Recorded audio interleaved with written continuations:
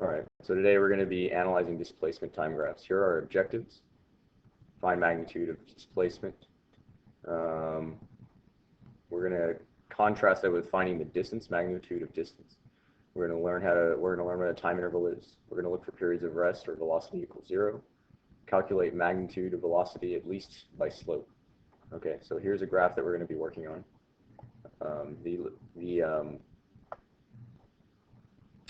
Little dotted lines are just little grid marks you would have on a graph paper, so don't worry about those too much. Okay, so first let's talk about displacement. Remember that displacement is the change in x. That's why we have x on the y-axis. Okay, this is position, change in position, be the delta x. Okay, so our equation for that is x final. This is how you find the change in anything. You take the final value, subtract the position initial. All right, so we're going to do from 5. So at 0 to 5 seconds, what is the displacement? Okay, that's what we're going to be doing right now. Okay, so here's our equation. What's our final position? 10. So plug in a 10 meters here. Minus, what's our initial? 5 meters. Okay, so what do we get? Put in your calculator if you're not sure. We get a positive 5 meters. It's important that we make sure we have positive because look, we went up, right? We went up on the graph. If we go over here from 10 to 15 seconds, so at 10 to 15 seconds, it's messy, 10 to 15 seconds, the change in x is what, right? It still looks like we're dropping the same amount, right?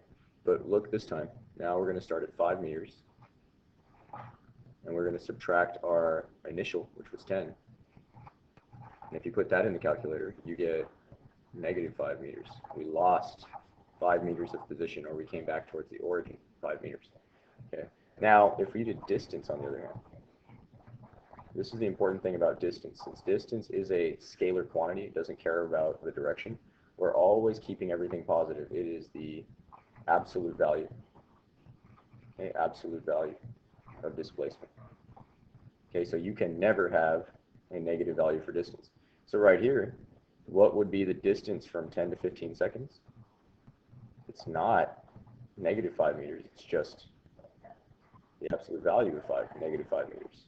Okay, remember those bars? The absolute value bars, so you just get 5 meters. Okay, so keep that in mind, okay? So look at the total displacement of the entire graph, right?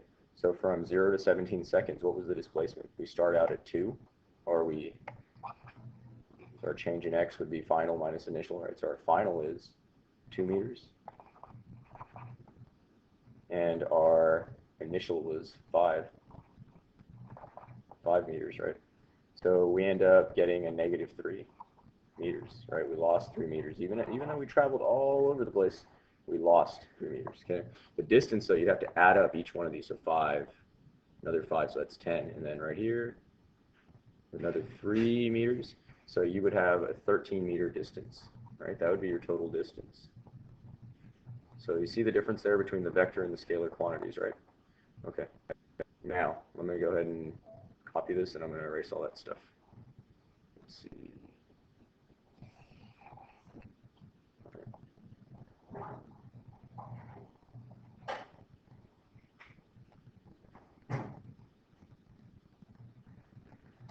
Okay. So now we said we're going to do, let's do the periods of rest. Well, look, anywhere where you have a slope of 0, or in other words, a horizontal line, you're not moving. Look, see, so I start at 5 seconds to 10 seconds. From 5 seconds to 10 seconds, what's my initial and final position? I have 10. 10 is my final, right? And I subtract my initial, 10 meters. So what do I end up with for displacement? 0 meters, right? So if I move 0 meters in this time interval here, right? If I move 0 meters in that 5-second time interval, was I moving? No. If I'm not moving, my velocity has to be equal to 0, right? Cool. So anywhere you have these horizontal lines on a displacement time graph, you have periods of rest. So I'm just going to go ahead and highlight that for you real quick. So here are all the periods of rest. Boom. Boom. Cool or what? Pretty cool. All right. Now let's talk about velocity. Today, for right now, we're just going to use velocity by doing slope, rise over run. Okay, so when we're doing that, okay, velocity on a distance time graph, or a displacement time graph rather, is the rise over the run. This is also known as the slope, right? And we know, and this is because, look at the rise. What is the rise on this one? The rise would be our change in x. What would our run be? Our run would be time interval, or change in t. And you remember that the definition of velocity was the change in position divided by the time interval, right? That's the average velocity. Okay, so that's why this works. That's why you're allowed to do slope on here. So let's quickly just analyze the slope here. So what is our change in x for here to here? We already did that in the previous problem. It was 10 minus 5. It's positive 5 meters. Make sure you use the units. Divided by time interval. So 5 minus 0 is 5 seconds. And look at that. What's 5 divided by 5?